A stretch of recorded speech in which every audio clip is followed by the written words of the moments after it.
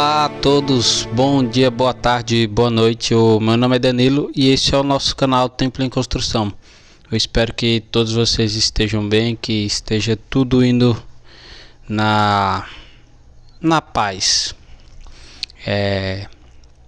E eu quero agradecer aos inscritos do canal, a todos os que assistem nossos vídeos e não são inscritos, e a todos que comentam, os que curtem, os que compartilham também. Eu desde já venho pedir a sua atenção a todos os fatos que vão ser colocados aqui, porque é um assunto de muita importância pro nosso entendimento do próximo capítulo de Mateus e também para a nossa vida cristã. Eu quero pedir que você se atente mesmo, preste muita atenção, e já vou avisar que esse vídeo vai ter duas partes, uma que eu vou chamar de a parte do Velho Testamento e a outra parte do Novo Testamento, porque esse assunto está em duas partes, ele tem está nos dois períodos, né? E também a questão que alguns textos vão ficar de fora, porque depois de algumas coisas explicadas, o resto é só questão de entendimento através do que for dito aqui. Eu vou dar uma pincelada pequena em alguns assuntos desses textos que eu vou só citar aqui. O tema de hoje é falar sobre um assunto que é complicado, tirar esse assunto do nosso meio evangélico, ainda mais aqui para nossa região aqui da Bahia. É muito complicado, porque aqui a gente é mais sofrido em relação a estudos, faculdades teológicas e tudo mais, ainda mais aqui para o interior. Faculdades teológicas não tendenciosas, que não vão puxar sardinha para um lado. Então, a gente vai falar hoje sobre o Satanás, o diabo, o sete pele, o Costa Oca, o coisa ruim, o cramunhão, o diabo, o demônio, o cara do chifre, o chifrudo, o cara que faz churrasquinho no inferno. A gente vai falar sobre esse cara aí, viu? Hoje a gente vai falar sobre ele. Como eu falei, o vídeo vai ser dividido em duas partes. E para começar a falar sobre ele, a gente vai ter que começar falando sobre os judeus. O que é que os judeus têm a ver com isso? Porque, como eu disse, o vídeo vai ser dividido em Velho Testamento e Novo Testamento. O Velho Testamento conta a história de Israel, é mais judaica, tá bom? Aí a gente vai falar sobre isso. E por onde começar para falar sobre o Satanás? A gente vai começar lá no tempo de Israel, quando foi exilado, o povo de Israel foi levado para a Babilônia. E por que vai começar por aí? Porque na Babilônia tinha uma religião chamada Zoroastrismo. E Israel passou lá mais ou menos uns 70 anos em Babilônia, e nesses 70 anos pessoas morreram, pessoas nasceram, e quem entrou em Babilônia, uma parte não saiu de Babilônia, morreu lá, morreu em cativeiro. E por conta disso, eles lá em Babilônia, eles foram expostos, como no tempo do Egito, foram expostos à cultura religiosa de lá. E qual era a cultura religiosa de lá?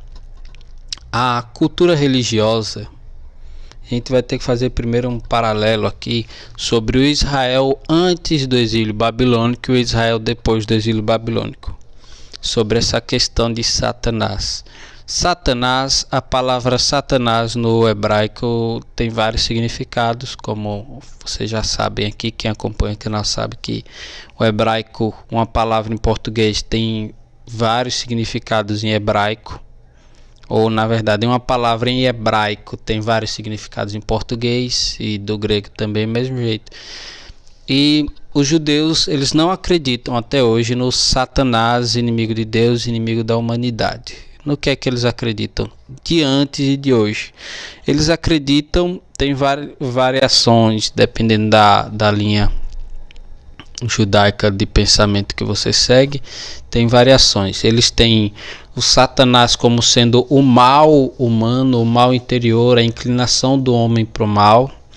Tem também o anjo de Deus, que está a serviço de Deus até hoje, desde o princípio até hoje, para testar os humanos.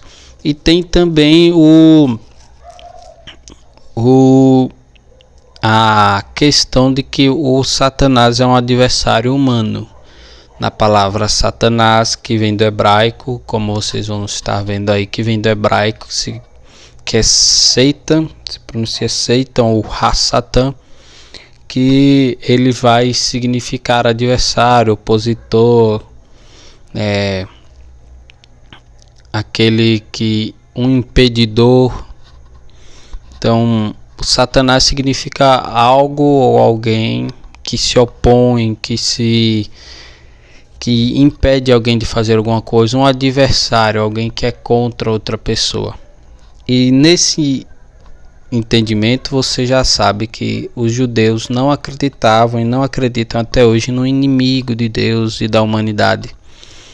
Deus é único, ele tem poder sobre o bem e o mal. E que essa é a linha que eu acredito. Então, o mal é a inclinação no homem, tanto para o judeu quanto para a própria escritura, que eu vou mostrar para vocês hoje. Como eu estava dizendo, essa é a visão de Israel hoje e a visão de Israel antes do exílio babilônico. No exílio babilônico, Israel teve contato com a religião zoroástrica, que é o zoroastrismo, a religião do povo de Babilônia, e eles tinham vários deuses, vários. Alguns chegam a dizer que eles tinham 2.000 deuses. Mas desses 2.000 deuses, eles tinham os deuses maiores, os principais, que eram Ahura Mazda e Ahriman. Ahura Mazda era o deus do bem e Ahriman era o deus do mal, responsável pelas maldades do homem, os maus desejos e as más inclinações humanas e as más ações humanas. Enquanto Ahura Mazda, o deus do bem, era responsável pelos bons desejos, sentimentos e ações humanas, todas as boas. No final dos tempos eles teriam a guerra. Ahriman seria derrotado, jogado no inferno com seus seguidores. Se isso lembra alguma coisa para vocês, lembra. Israel passou mais ou menos 70 anos no cativeiro babilônico.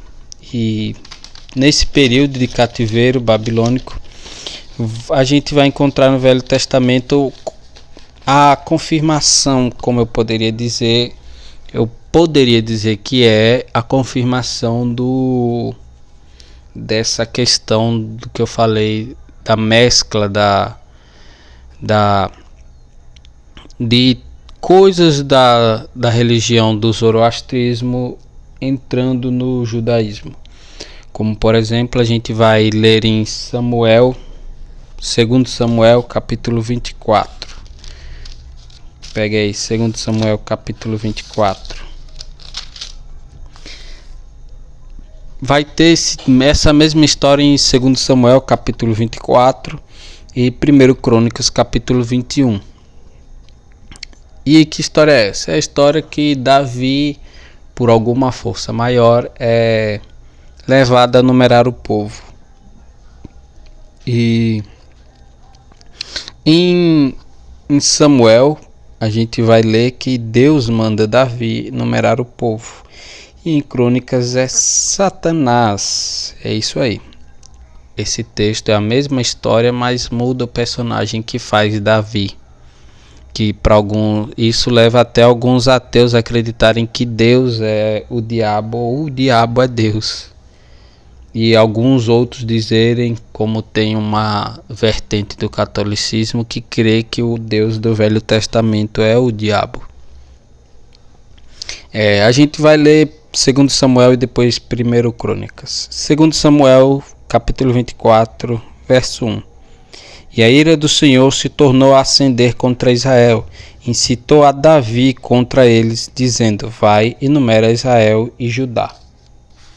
Agora 1 Crônicas capítulo 21, verso 1 também. Então Satanás se levantou contra Israel e incitou Davi a numerar Israel. Vejam que quem puder ler mais para ler o resto dos capítulos vai ver que é a mesma história. E a gente tem dois entendimentos para isso. Pode ser o que, como o livro de Crônicas ele vem depois do livro de Samuel, não que a ordem que esteja na Bíblia é a ordem do livro mais velho até o livro mais novo, até porque não se tem, por exemplo, o livro de Gênesis que se tem hoje não foi aquele escrito diretamente por Moisés. A maioria dos livros do Velho Testamento, inclusive o Gênesis, eles vão datar do período babilônico ou pós-babilônico. Então, segundo Samuel vai dizer que Deus mandou Davi, e 1 Crônicas vai dizer que foi Satanás. Para isso a gente pode dizer que essa questão dessa mudança, Crônicas foi escrito durante ou foi escrito depois do exílio babilônico, depois que Israel já estava em suas terras, já estava em Jerusalém e o povo já estava em Judá. E segundo Samuel foi escrito antes do exílio para a Babilônia, ou seja, provavelmente o povo pode ter inserido essa escrita em 1 Crônicas por causa como eu poderia dizer, da influência da cultura zoroástrica, da cultura de Babilônia, da religião de Babilônia. E provavelmente por isso tenha saído esse Satanás em vez de colocar o Senhor quando foi a escrita.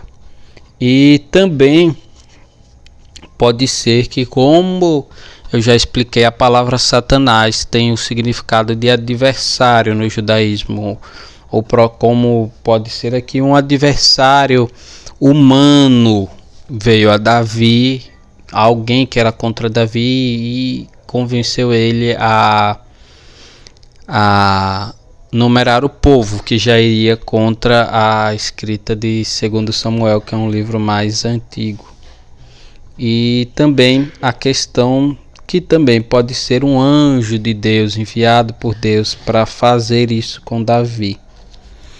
Ou simplesmente a questão do exílio babilônico, como eu falei, que influenciou a cultura judaica nesse entendimento do espírito mal e acabou influenciando também a cultura cristã em crer que há um ser cósmico que é todo mal e é ele que é responsável pelo mal, tá bom?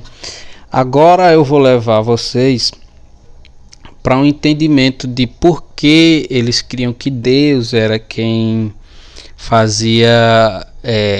que Deus era o responsável pelos males, né, na humanidade. Não o humano ser mal, mas as coisas ruins, tá bom? Aí a gente vai para 1 Samuel, capítulo 16. 1 Samuel, capítulo 16, verso 14 e 15, onde diz: o Espírito do Senhor se retirou de Saul, e o assombrava um espírito mau da parte do Senhor. Então os criados de Saul lhe disseram: eis que agora um espírito mau da parte do Senhor te assombra. O 1 Samuel ainda, capítulo 18, verso 10, onde diz: e aconteceu ao outro dia que o mau espírito da parte de Deus se apoderou de Saul e profetizava no meio da casa, e Davi tangia a harpa com a sua mão, como de dia em dia. Saul, porém, tinha na mão uma lança. Capítulo 19, verso 9, onde diz: porém o espírito mau da parte do Senhor se tornou sobre Saul, estando ele assentado em sua casa e tendo na mão a sua lança, e tangendo Davi com a mão um instrumento de música. Você pode ver aqui que, segundo a crença judaica, não há nenhum ser maligno que não venha da parte de Deus. E para aqueles que creem que Satanás é um anjo mau que se rebelou contra Deus, ele já que ele caiu no dia do Éden, então não daria para ser Satanás aqui. Então é um espírito mau da parte do Senhor, da parte de Deus. Eu não vou entrar em pormenores aqui, né? Mas vamos lá, porque eles criam que todo... Eu vou acabar entrando. Eles eram um povo antigo, eles não tinham muita entendimento das coisas. Então, se abater uma doença inexplicável sobre as pessoas, eles acreditavam que era Deus ou um espírito maligno.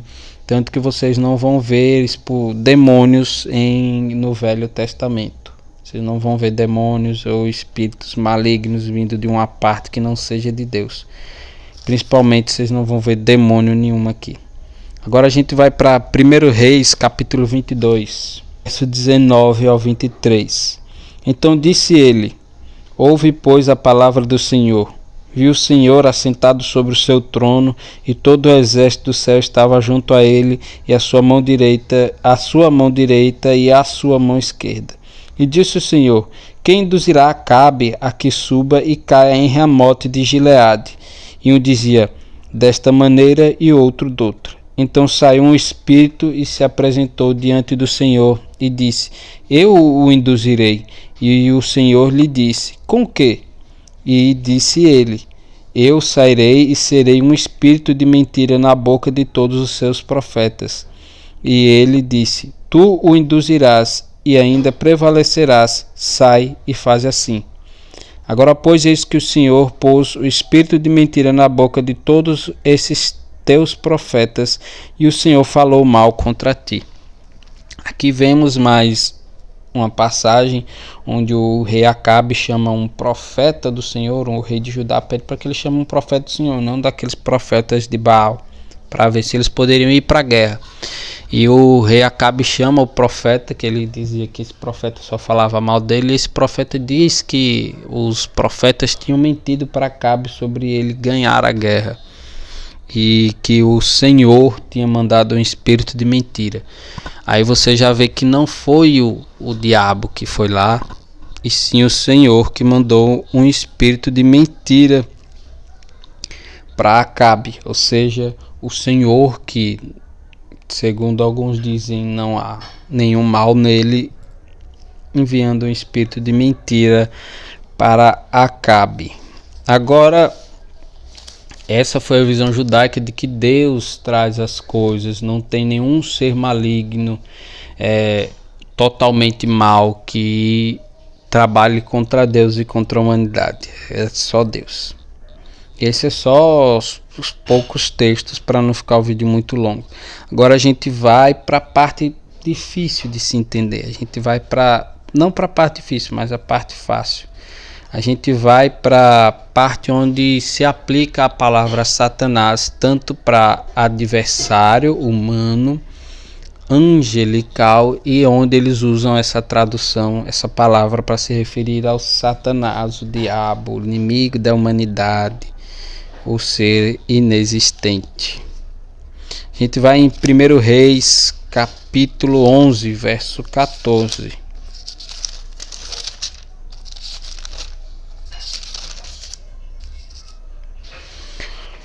Onde diz: levantou, pois, o Senhor a Salomão um adversário, a Hadad, o Idomeu, e ele era da semente do rei em Edom.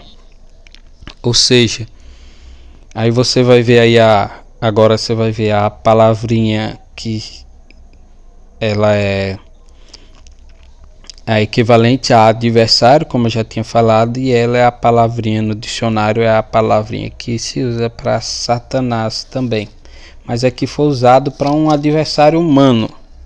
Aí a gente vai para Números 22, verso 21 e 22.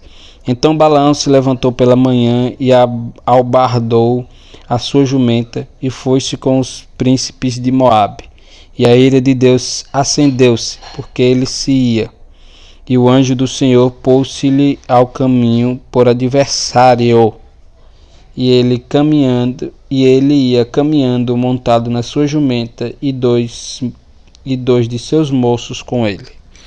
Como vocês viram aqui, o anjo adversário é enviado por Deus,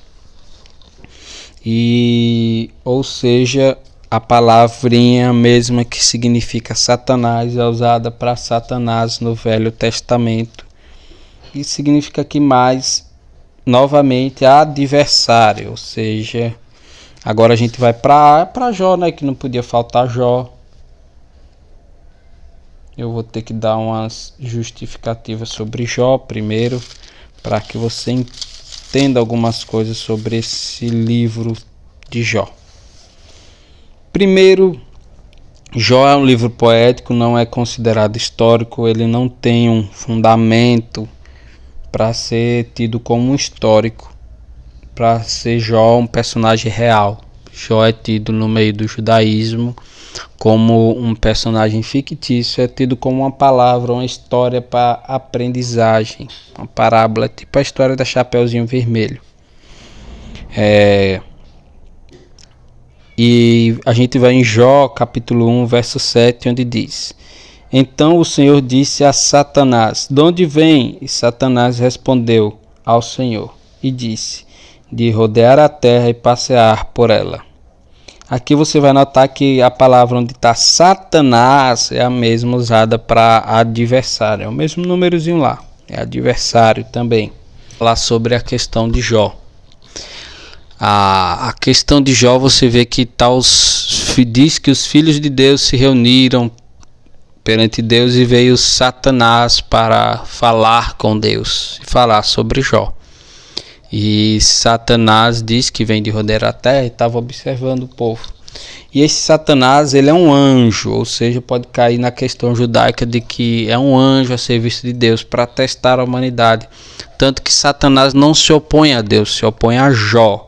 Satanás se opõe a Jó e não a Deus, porque ele não vem contra Deus. A ideia de Satanás é contra Jó. Agora vamos para o Salmo 109, verso 6.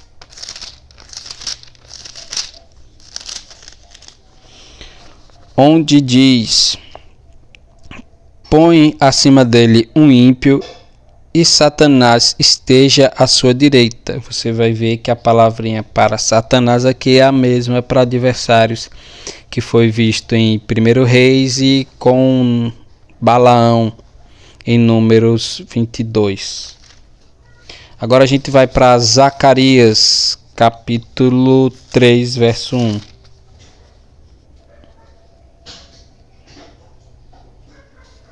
Profeta Zaca, onde diz: E me mostrou o sumo sacerdote Josué, que estava diante do anjo do Senhor, e Satanás estava à sua mão direita para se lhe opor.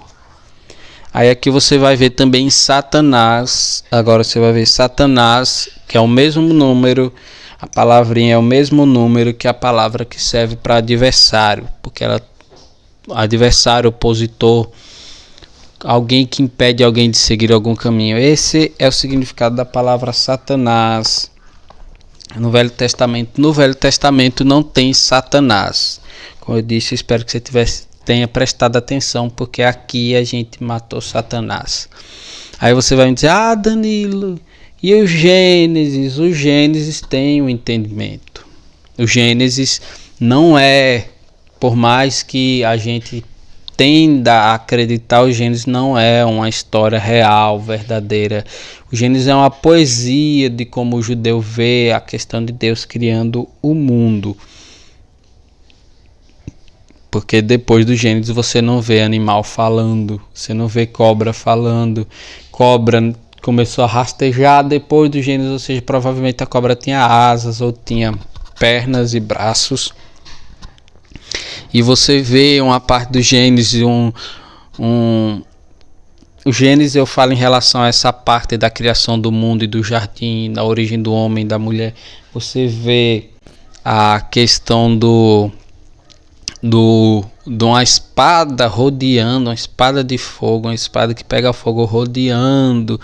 Tudo isso é uma poesia para falar da criação do mundo e da origem do homem e do mal no mundo. Uma árvore que dá um fruto, que você tem o conhecimento do bem e do mal, gente, isso é tudo parábola para explicar alguma coisa, entendeu? Alguns dizem que essa serpente é Arimã, que Arimã é o mal e vem trazer o conhecimento do bem e do mal, já levando a cultura de Babilônia sobre o zoroastrismo, a questão da árvore, do bem e do mal. Por isso que eles trazem essa história, como eu disse, essa história provavelmente foi feita, essa parte dos Gênesis provavelmente foi escrito no período babilônico, para trazer para o povo de Israel, para eles não... Deus dizendo, olha, não comam daquela árvore, porque aquela árvore é a árvore do conhecimento do bem e do mal, ou seja, não se relacionem, não queiram aprender daquele povo, porque ali é o conhecimento do bem e do mal. Se vocês comerem, vocês vão morrer. Isso é a história do povo falando para não aprenderem da religião zoroástica, senão eles iam morrer perante Deus. E vem a serpente Arimã, o deus do mal, para tentar Eva. Outros, como os judeus, vão dizer, essa é a carne humana tentando Eva. Eva já estava ali no jardim há tanto. Essa serpente é a figura da carne humana, tá bom? Também tem a questão de Isaías 13. Isaías 13, se você ler o texto todo, ali fala do rei de Babilônia, filho de Nabucodonosor, que provavelmente já é também um tratamento, quando através de parábolas vocês vão ver que os profetas, independentemente do que eles vão falar, muitas vezes eles usam parábolas para que seja bem entendido. Eu não vou dizer assim uma parábola como a de Jesus, mas eles usam muitas figuras de linguagem, entendeu? Coisa daquele tempo que a gente não tem entendimento hoje se não tiver um estudo muito aprofundado. A mesma coisa em Ezequiel 28, ele está falando do rei de Tiro, é só ler o capítulo 27 e o 28, tudo junto, sem pular nada, sem parar nada, não separar um do outro, tá bom? Eu espero que você tenha prestado muita atenção, porque isso foi para a gente matar o diabo, matar o Satanás no Velho Testamento, porque não existe diabo no Velho Testamento, não existe o diabo, Satanás, o piste chifre, o anjo caído, tá bom? Tudo isso tem uma explicação plausível. Eu quero agradecer você que ficou até aqui e te espero na segunda parte.